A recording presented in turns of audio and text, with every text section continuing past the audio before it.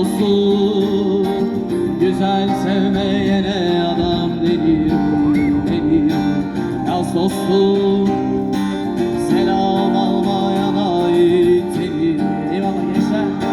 Yaz dostum, altı üstü 5 metrelik müzesi.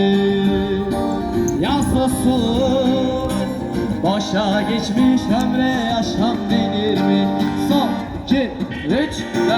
Yaz tahtaya bir daha, tut defteri kitabı, sarı çizmeli Mehmet Ağa bir gün öder hesabı. Yaz tahtaya bir daha, tut defteri kitabı, sarı çizmeli Mehmet Ağa bir gün öder hesabı. Sarı çizmeli Mehmet Ağa bir gün öder hesabı. Güzelim yürekten bağlıyam sana, eziyet eder mi seven sevene? Güzelim yürekten bağlıyam sana, eziyet eder mi seven sevene?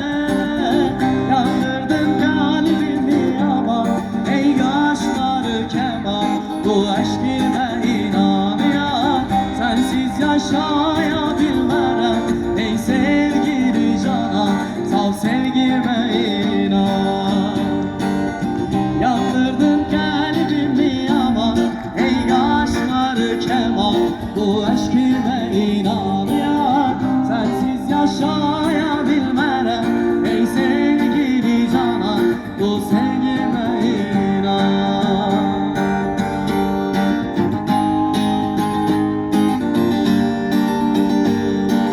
Daldan dala kondun yeter yorulmadın mı?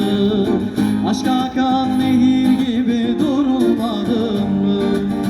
Benim aşkım bir tek sensin, anlamadın mı? Aşk bana geldin yâre uğramadın mı? Güzel gözlüm nar tanem, al canım senin olsun. Beni öyle çok sev ki herkesin aklı dursun.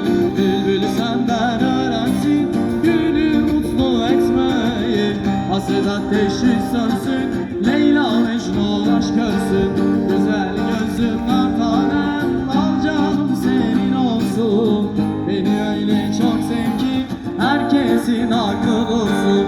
Bülbül senden öğrensin gülü mutlu etmeyi. Hasret ateşi sönsün, Leyla Mecnun aşk görsün.